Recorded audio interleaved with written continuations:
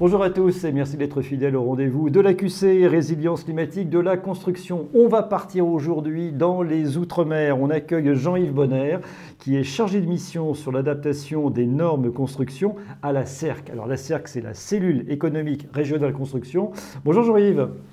Bonjour Denis. Alors on sait que vous êtes sur un territoire merveilleux. Alors quand on parle de l'outre-mer, on va parler des outre-mer avec une biodiversité formidable, mais aussi quand même pas mal de cyclones. Resituez-nous s'il vous plaît un petit peu le paysage et puis aussi donc comment ça impacte vos territoires.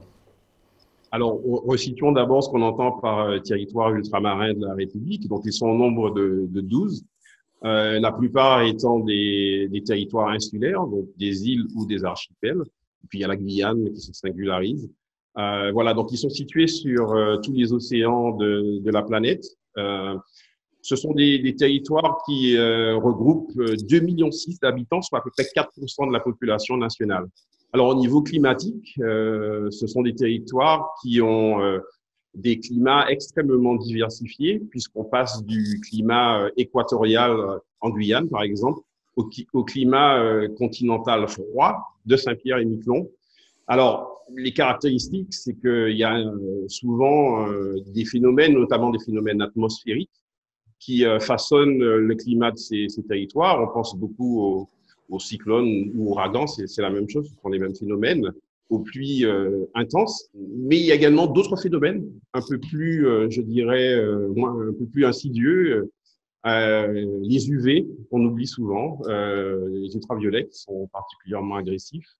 Il y a également un phénomène nouveau que je tiens à signaler, qui sont donc les émanations d'hydrogène sulfuré issues de la décomposition des algues sargasses. Oui. Donc c'est une nouveauté aussi pour la construction ultramarine, notamment en Martinique et en Guadeloupe. Alors comment on anticipe donc ces phénomènes maintenant aujourd'hui, puisque maintenant on les a sur la table, donc on va dire ces phénomènes tropicaux dans le domaine de la construction, comment fait-on?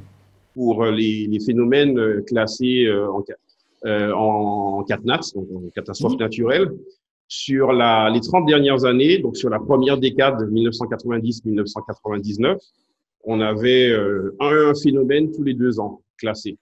Sur la deuxième décade, donc la décade suivante, 2000 à 2009, on en avait un par année. Ah oui. Et sur celle que nous venons de quitter, donc de 2010 à 2019, nous en sommes à 2,3 phénomènes classés en catastrophe naturelle.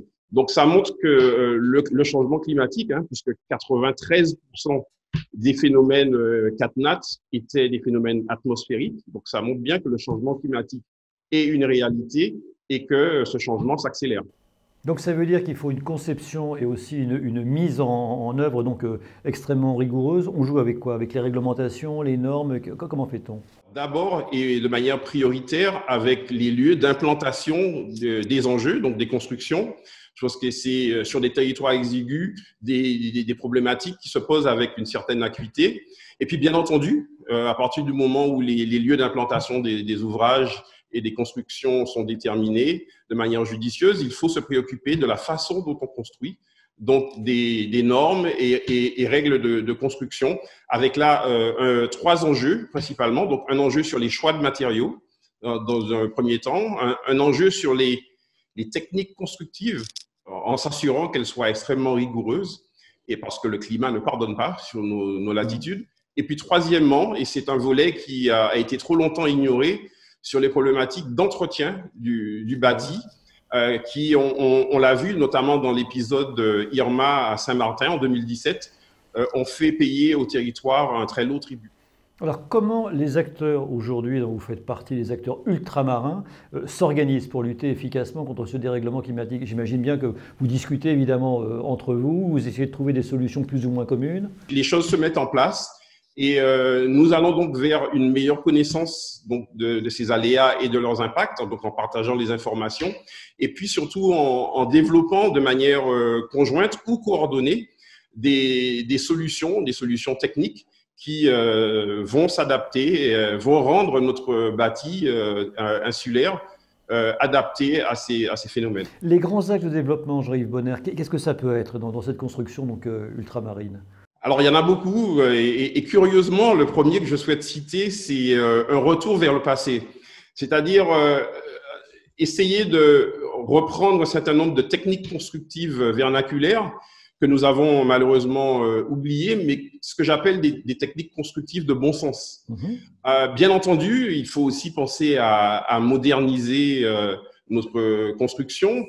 En particulier, je pense à une introduction beaucoup plus massive du BIM, qui nous permettrait d'ailleurs de mieux intégrer les questions d'entretien du bâti.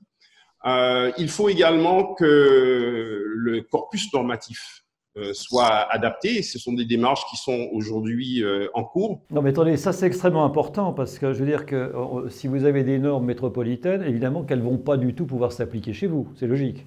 Il faut qu'il y ait de la production normative endogène sur nos territoires et que ce soit fait de manière, je dirais, concertée et coordonnée pour des questions d'efficacité. Voilà, et puis il y a aussi un enjeu que je souhaiterais absolument signaler. C'est un enjeu humain parce que nous avons des problèmes d'attractivité pour les métiers de la construction et nous pensons que les questions d'adaptation normative peuvent redonner un nouveau souffle et un nouvel intérêt pour ces métiers de la construction qui peinent à attirer la jeunesse ultramarine. Alors en même temps, je le disais, sur des territoires qui sont superbes. En même temps, vous avez malheureusement un peu ces épées de Damoclès que l'on a tous au-dessus de la tête, donc avec ces changements atmosphériques. Qu'est-ce qui vous donne quand même espoir ? Alors, l'espoir, c'est que nous avons sur nos territoires de formidables capacités d'adaptation. L'ultramarin est par nature et par naissance, je dirais, adaptable.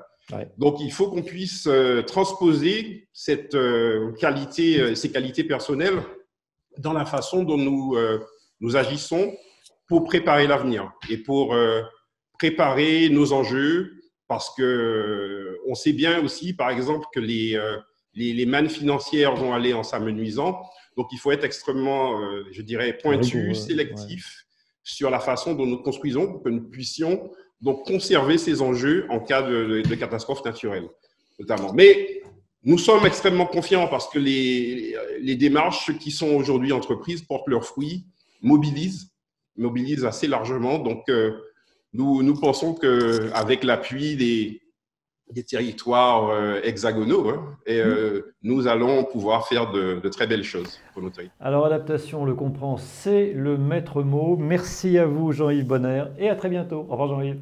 Merci.